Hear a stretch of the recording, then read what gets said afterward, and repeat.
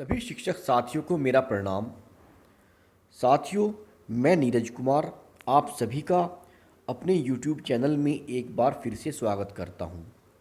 साथियों, जैसा कि आप सभी जानते हैं, संपूर्ण उत्तर प्रदेश में मिशन प्रेरणा के अंतर्गत तीनों हस्त पुस्तिकाओं से संबंधित प्रशिक्षण सभी टीचर्स का कराया जा चुका है। अब इन तीनों मॉड्यूल से संबंधित जो प्रश्न हैं, इन पर आधारित ऑनलाइन परीक्षा सभी टीचर्स की कराई जा रही है। कुछ जिलों में यह हो चुकी है और कुछ जिलों में यह चल रही है। साथियों, आज 5 अक्टूबर को जनपद प्रयागराज के एक ब्लॉक में ऑनलाइन परीक्षा हुई, जिसमें आधारशिला मॉड्यूल से संबंधित प्रश्न पूछे गए।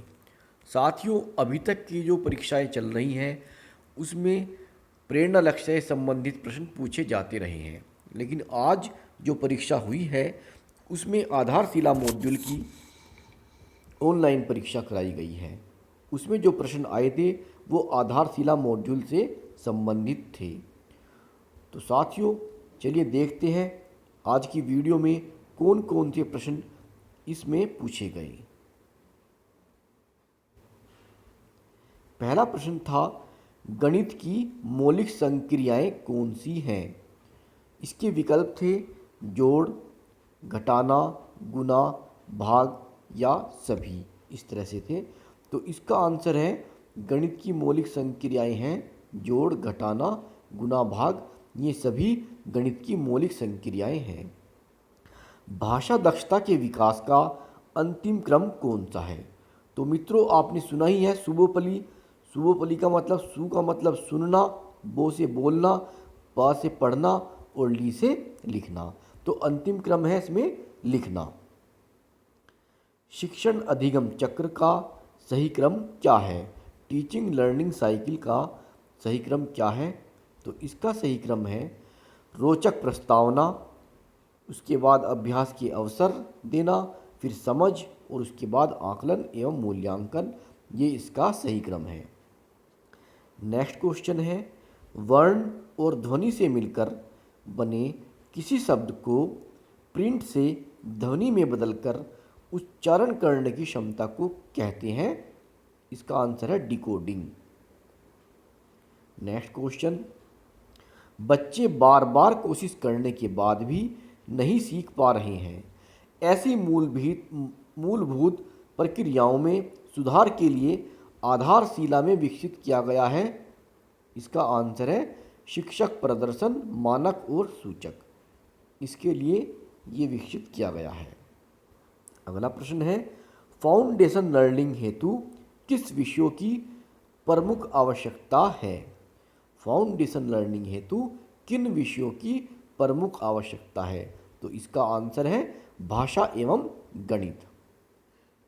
नेक्स्ट क्वेश्चन, एक बच्चे का सीखना सुनिश्चित करने के लिए कौन सा पहलू सर्वाधिक प्रभावी है? तो मित्रों, ये प्रश्न ऐसा है, इसमें मुझे इसके सभी विकल्प लिखने जरूरी लगे।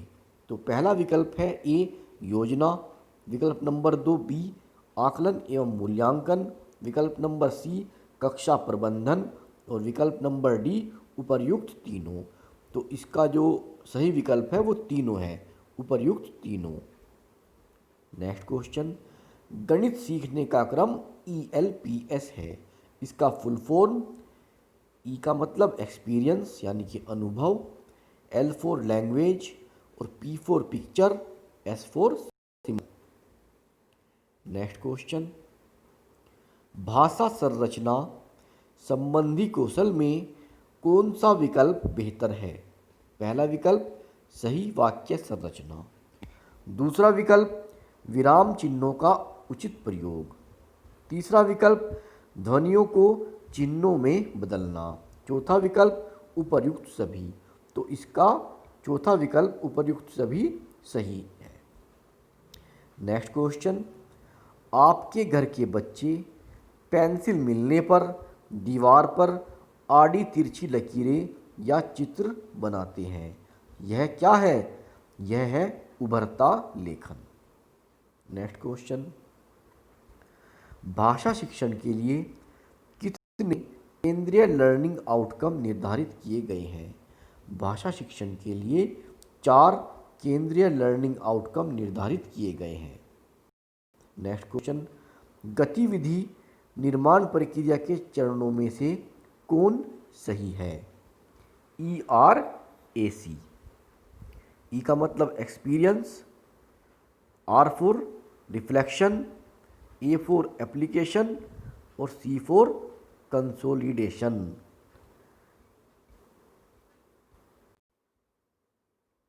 मित्रों, इस क्वेश्चन के विकल्प में इस तरह से दे रखा था।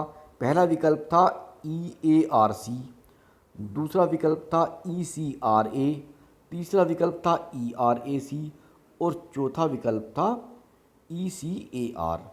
तो इसका सही विकल्प है ERAC। E for experience, R for reflection, A for application और C for consolidation. Next question, कब माने कि बच्चे में सुनने और बोलने का कौशल आ गया? विकल्प ए, जब बच्चा अपने आसपास के ध्वनियों को सुनकर पहचान ले और उनमें अंतर कर ले। विकल्प नंबर बी, सुनी हुई बात का मतलब समझने लगे। विकल्प नंबर सी, सुनी गई बात पर सटीक अनुक्रिया देने लगे। विकल्प नंबर डी, उपर्युक्त सभी। इसका विकल्प नंबर डी, उपर्युक्त सभी सही है। नेक्स्ट क्वेश्चन, हिंदी के शिक्षक द्वारा कक्षा 1 के बच्चों को जो नवप्रवेशी हैं हिंदी भाषा सिखा रहे हैं, सिखाने का क्रम इस प्रकार है: लिखना, पढ़ना, बोलना, जो कि गलत है। इसका सही क्रम क्या होगा? इसका सही क्रम होगा सुबोपली, सुनना, बोलना, पढ़ना और लिखना। नेक्स्ट क्वेश्चन, ERAC प्रक्रिया में है ए, पहला विकल्प मूल्यांकन, दूसरा विकल्प संकेतक, तीसरा विकल्प आकलन और चौथा विकल्प समेकन। तो इसमें ERAC में जो चौथा विकल्प है डी, समेकन सही है।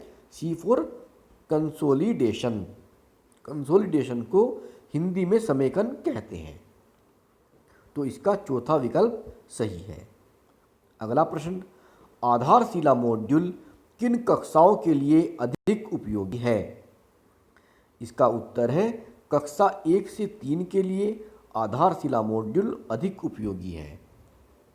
नेक्स्ट क्वेश्चन, शैक्षिक बदलाव व स्व विकास की योजना आधारशिला के किस भाग में है?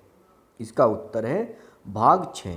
भाग 6 में शैक्षिक बदलाव व स्व विकास की योजना आधारशिला के भाग 6 में है। नेक्स्ट क्वेश्चन, आधारशिला का भाग 3 किससे संबंधित है? आधारशिला का भाग 3 शून्य की अवधारणात्मक समझ से संबंधित है।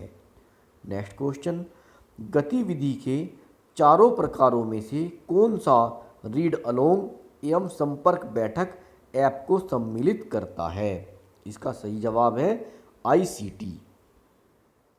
नेक्स्ट क्वेश्चन, भाषा अभिव्यक्त होने के पहले किन किन चरणों से होकर गुजरती है?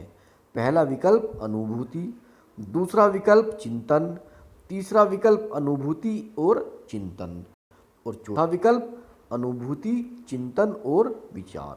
तो इसका चौथा विकल्प सही है। नेक्स्ट क्वेश्चन, शून्य की अवधारणात्मक समझ विकसित करने हेतु कौन सा विकल्प उचित नहीं है? विकल्प नंबर पहला, गतिविधि के माध्यम से समझाना, ये तो सही है। विकल्प नंबर बी, किसी खाली हुई जगह को हम गणित में शून्य लिखकर व्यक्त करते हैं, इस तरह से बच्चों को समझाना, ये भी सही है। विकल्प नंबर सी, फर्स्ट और सेकंड उचित है, ये भी सही है। और विकल्प नंबर डी, शून्य का अर्थ कुछ नहीं बताना, ये विकल्प उचित नहीं है। तो इसका जवाब है विकल्प डी, चौथा विकल्प, इस पर निशान लगाना है। नेक्स्ट क्वेश्चन, इनमें से क्या लर्निंग आउटकम के अर्थ को प्रकट नहीं करता है? पहला विकल्प अधिगम परिणाम, दूसरा विकल्प सीखने का प्रतिफल, तीसरा विकल्प शिक्षण का परिणाम और चौथा विकल्प अपेक्षित दक्षता। तो इसका विकल्प नंबर 3 शिक्षक का परिणाम, शिक्षण का परिणाम सही है। अगला प्रश्न, समूहीकरण एवं वर्गीकरण कौशल हैं। पहला विकल्प मौलिक संक्रियाएं, दूसरा विकल्प संख्या पूर्व अवधारणाएं, तीसरा विकल्प पश्च संख्या अवधारणाएं और चौथा विकल्प आकलन संकेतक। तो इसका विकल्प नंबर बी सही है, संख्या पूर्व अवधारणाएं। नेक्स्ट और अंतिम क्वेश्चन, सीखने की प्रक्रिया है चक्रीय। इसका सही जवाब है चक्रीय। तो मित्रों, ये कुछ प्रश्न थे जो आज जनपद प्रयागराज के एक ब्लॉक में हुई परीक्षा में पूछे गए। हो सकता है कि इसी प्रकार के प्रश्न अन्य जिलों में होने वाली परीक्षाओं में भी पूछे जाएं। तो साथियों, इस वीडियो का बनाने का मकसद सिर्फ इतना ही है कि आप सभी को पता चल जाए कि कहाँ पर किस जनपद में किस प्रकार के प्रश्न पूछे जा रहे हैं। साथियों, इस वीडियो में इतना ही। अगर आपको ये वीडियो अच्छी लगे, उपयोगी लगे, तो आप इसे अपने अन्य मित्रों के साथ भी शेयर करें। मिलते हैं आपसे बहुत जल्द अगली वीडियो में। तब तक के लिए नमस्कार। आपका दिन शुभ हो।